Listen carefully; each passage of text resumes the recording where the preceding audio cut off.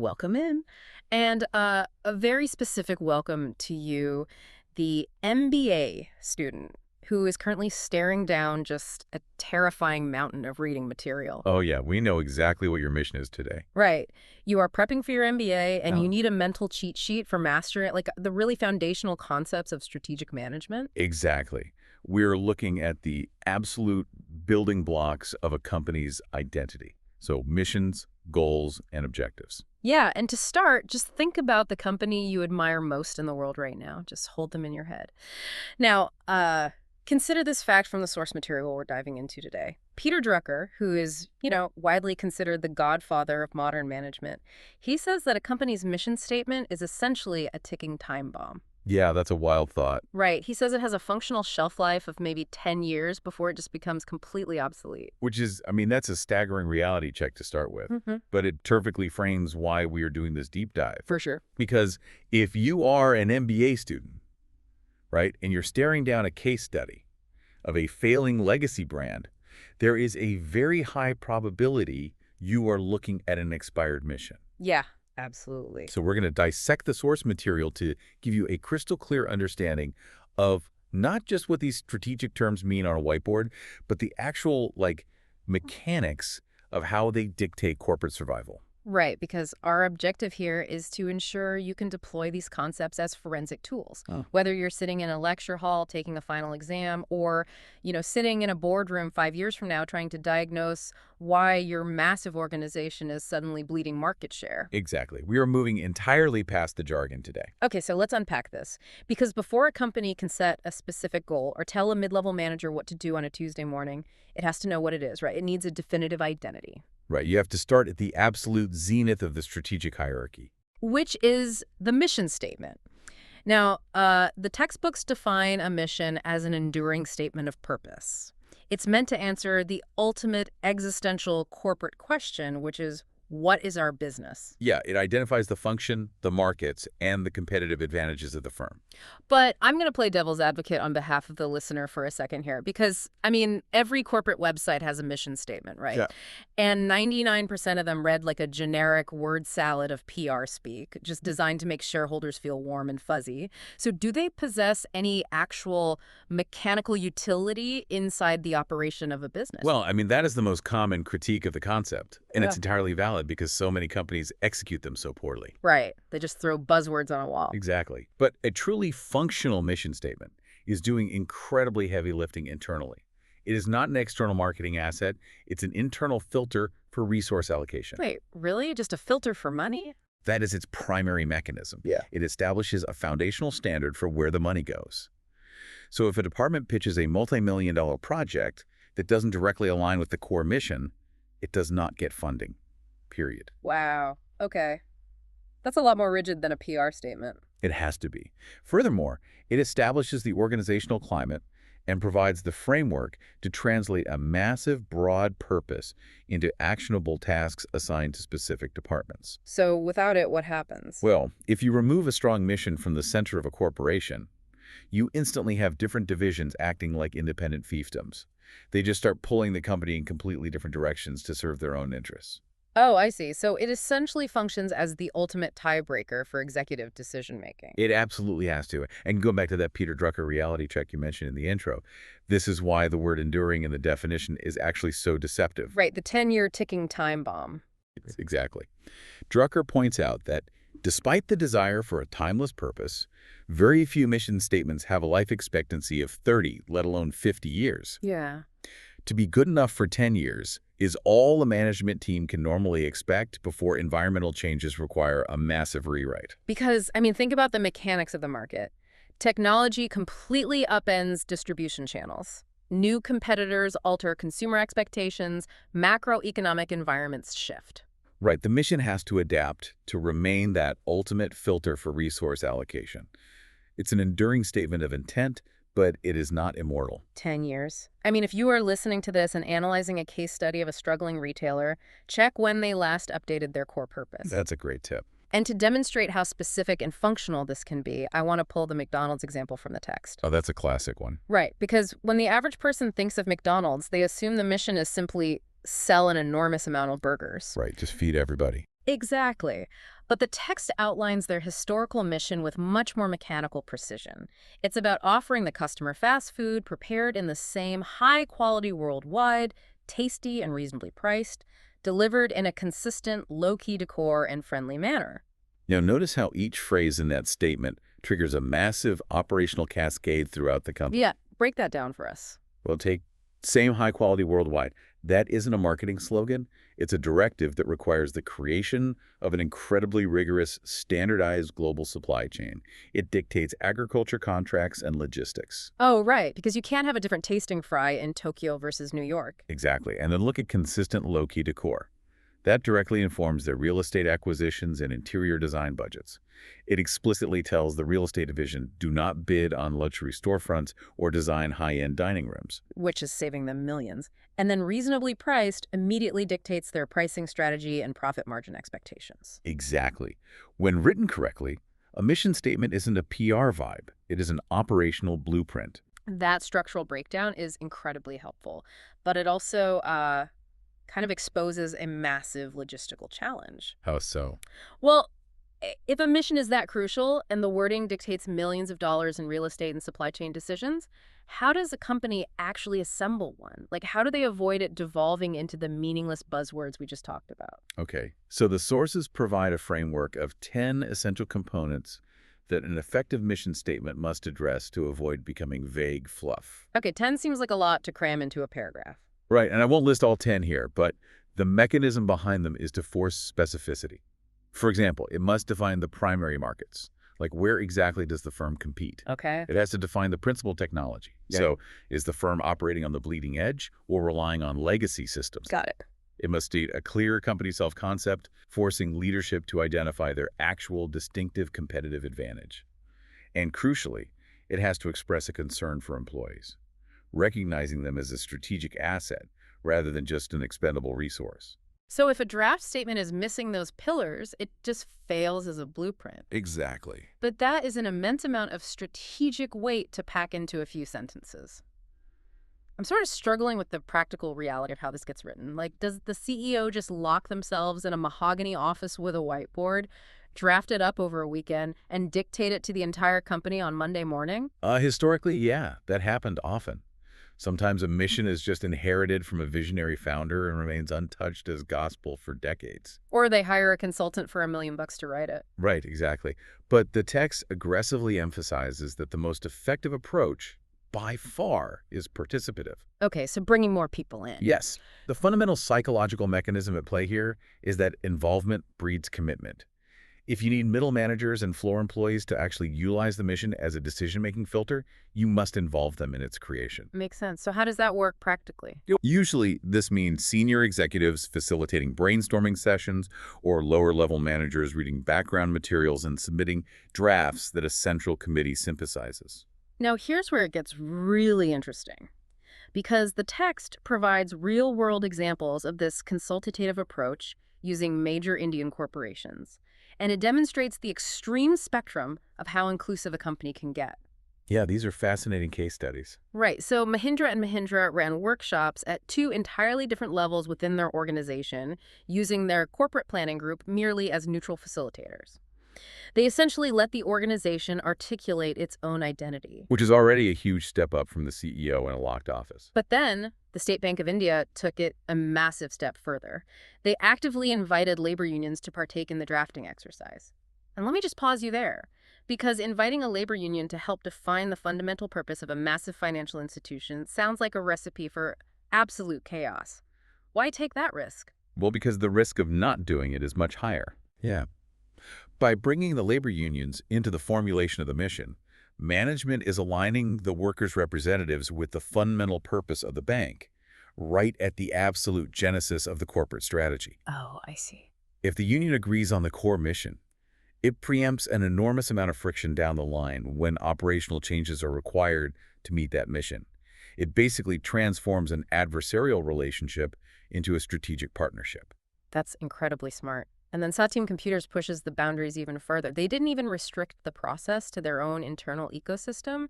They involved their joint venture partners and their overseas clients in the process of formulating their mission. Yeah, that's bold.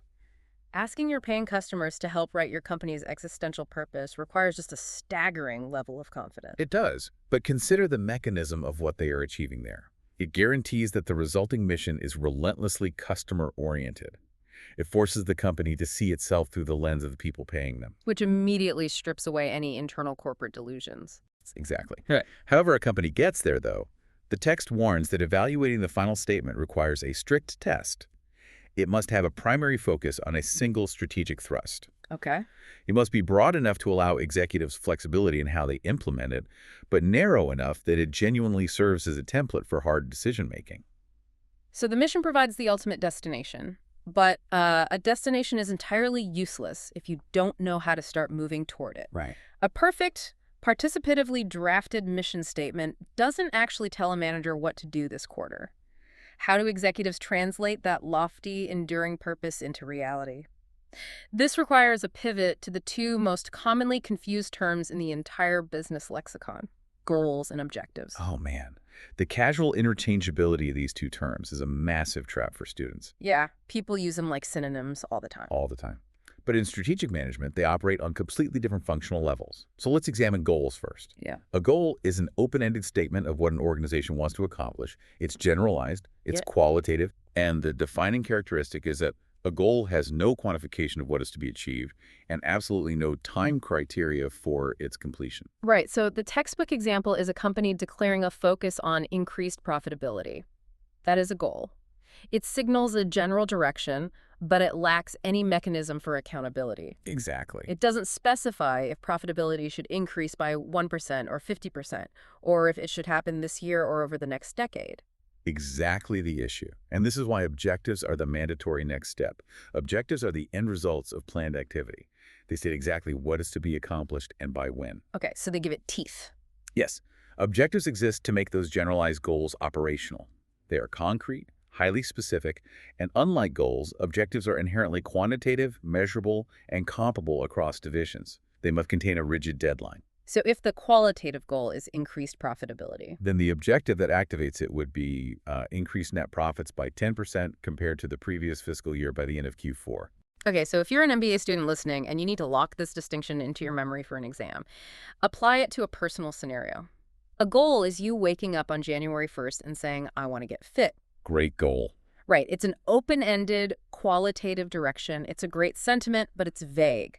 An objective is you looking at a calendar and saying, I will run a 5-kilometer race in under 25 minutes by October 1st. Yes. It is specific, it's quantifiable through the distance and the time limit, it is highly measurable, and the deadline creates absolute accountability. That is a flawless operational translation. Now, you just project that mechanism onto a multinational corporation, and you encounter what the text refers to as the network of objectives. The network of objectives sounds intense. Well, objectives cannot exist in a vacuum. They must form an interlocking, cascading hierarchy across the entire organization. You have massive objectives at the corporate level, which filter down into smaller objectives at the divisional level, which then dictate the daily objectives at the functional levels, like marketing, finance, and human resources. And the zenith of this entire interlocking hierarchy is the mission statement. You got it. I want to explore the mechanics of this interlocking network because it seems incredibly fragile. Like, let's say the corporate objective is to increase overall market share by 5% this year. To support that, the marketing division sets an objective to acquire 10,000 new leads per quarter. Meanwhile, the manufacturing division sets an objective to increase production output by 8% without raising costs.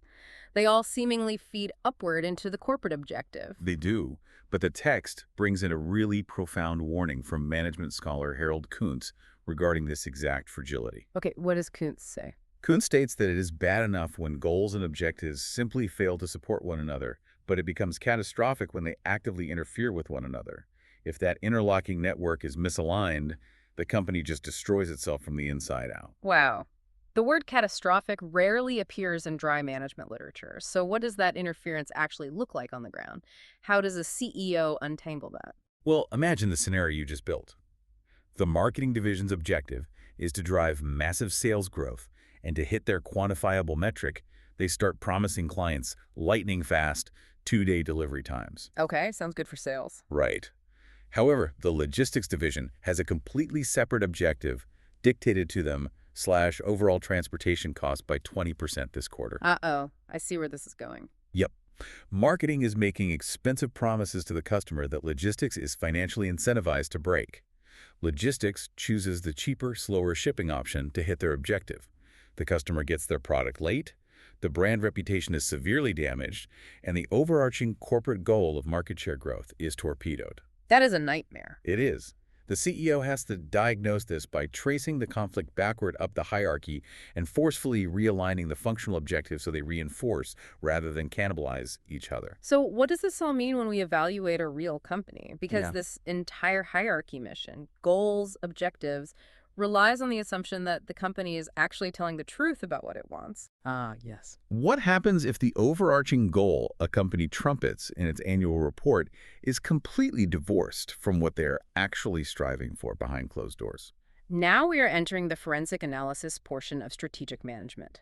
This introduces a critical framework developed by Charles Perrow, the stark distinction between stated goals and operational goals. Okay, stated versus operational. Right. If you are analyzing a real-world company, this is the most powerful tool in your arsenal. Stated goals are the official public goals of an organization. They reflect the idealized philosophy of the company and are expressed in abstract, universally palatable terminology. So these are things like uncompromising integrity, market leadership, or putting the customer first. Exactly. The text contrasts this with operational goals, which tell us what the organization is actually trying to do, regardless of what the official PR states. So is Perot arguing that stated goals are just a cynical facade designed to pacify shareholders and regulators, while the operational goals manage the actual cutthroat business? Well, Perot is not necessarily accusing companies of malicious hypocrisy, but he is pointing out a mechanical reality. Stated goals are aspirational, while operational goals dictate where the actual capital and human resources are deployed daily. Right. So follow the money. Always. If you want to know what a company truly values, ignore their stated goals entirely and trace the money to their operational goals. Instead of just listing Perot's 5 categories of operational goals, let's look at how they violently clash in the real world to reveal a company's true identity. Oh, I love this. Let's set up a scenario. Okay, let's take a massive global energy company. Their stated public goal is pioneering a sustainable green energy future. That is what's on the billboards. Sounds great. Now, Perot identifies one bucket of operational goals as environmental goals. These are internal targets to satisfy external community demands, like actual investments in reducing carbon footprints or funding community sustainability. If the company is genuinely deploying capital into green R&D, they have a strong operational environmental goal. But Perot also identifies system goals, right, which relate purely to the internal maintenance and survival of the organization. So growth, aggressive profitability, and stability. Precisely. And he identifies output goals, which dictate the specific tangible products the company pushes into the market to meet immediate consumer demand. So let's say the global economy takes a severe downturn. The energy company's stock drops. Suddenly, the system goal of aggressive profitability violently clashes with the environmental goal of green sustainability. Oh, wow. Yeah. The executive board has a choice. Do they continue funding the expensive, low-margin solar panel research, or do they immediately pivot their output goal back to pumping massive amounts of highly profitable, cheap fossil fuels to save their quarter? And the moment they slash the green R&D budget and ramp up oil production to hit their quarterly numbers, their true operational priority is exposed. Exactly. The stated goal of a green future was a luxury they just abandoned the second their system goal of profitability was threatened. That is the exact dynamic Perot wants you to look for. And it extends to his other categories, too. Product goals dictate the actual quality and innovativeness of the offerings. Are you cutting corners on manufacturing to boost the system goal of profit, thereby sacrificing the product goal of high quality? Yeah, you see that happen all the time. He also identifies derived goals, which are fascinating because they relate to secondary areas entirely outside the core business, utilizing the power the company's accumulated. Right. The text uses examples like political lobbying or promoting social service institutions. Like, if a massive tech monopoly suddenly redirects millions of dollars of its profits toward lobbying Congress for favorable AI legislation, they are aggressively pursuing a derived operational goal to protect their future market dominance, which is entirely separate from their stated goal of connecting the world. Exactly. When you map out those 5 operational arenas where they spend on their environment, the exact output they prioritize, how fiercely they protect their internal system of profits, the true quality of their product, and how they throw their derived weight around politically, you get a high-resolution MRI of the company's true strategic soul. The stated goals become almost irrelevant noise. Man, this has been a remarkably dense exploration, so let's just synthesize this hierarchy one final time to cement it in your mind before you crack open your next case study. Good idea. At the very zenith sits the mission. It is your enduring statement of purpose, your filter for decision-making, answering what is our business through markets, technology, and distinct advantage. Filtering down from the mission, you have goals. These are the open-ended, generalized, qualitative outcomes you hope to achieve in the future without a strict timeline. And finally, driving the daily work, you have objectives. These are the short-term, concrete, highly quantified yardsticks with absolute deadlines that execute the strategic vision and make those goals operational. Yes, and my final piece of strategic advice, as you navigate your MBA program, whenever a professor hands you a case study of a corporate collapse, do not trust the first page where the company tells you what their goals were. Dig into the balance sheets, analyze the resource allocation, and map out the internal conflicts between marketing and logistics. Discover their operational goals. That is where you will find the unvarnished truth of why they actually failed. That's such great advice. To bring this all together, a company is a staggeringly complex machine. The mission tells you what the machine was built to do, the goals tell you what direction the machine is pointing, and the objectives are the actual gears turning inside, minute by minute. Beautifully put. But I want to leave you with a final thought to mull over, returning to the very first fact we discussed today. We learned that Peter Drucker, evaluating the corporate landscape of the late 20th century, believed a mission statement was a ticking time bomb with a 10-year lifespan before the environment fundamentally shifted. Yeah. Look at the reality of the business world you are about to inherit. Consider how incredibly fast generative artificial intelligence, automation, and global supply chain volatility are upending entire industries practically overnight. Oh, it's unprecedented. Is the era of the 10-year mission statement already a relic of the past? When you graduate, secure funding, and step into leadership to steer your own organization, will you be navigating an economic environment moving so violently that you are forced to rip up and rewrite your company's fundamental reason for existing every 3 years? Something for you to think about as you get back to the reading. Keep diving deep.